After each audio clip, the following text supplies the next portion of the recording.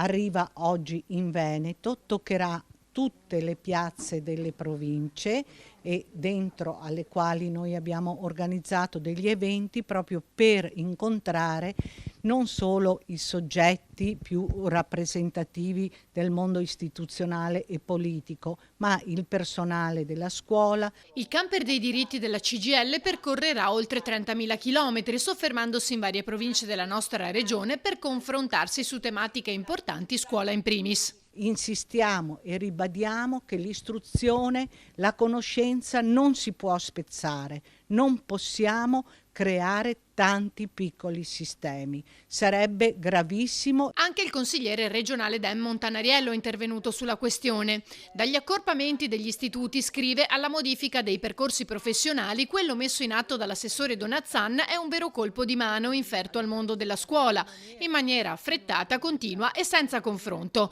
col risultato di provocare solo caos. Montanariello poi punta l'indice anche sulla riforma del percorso per le scuole professionali. La Regione Veneto si è fatto carico di sostenere questa sperimentazione.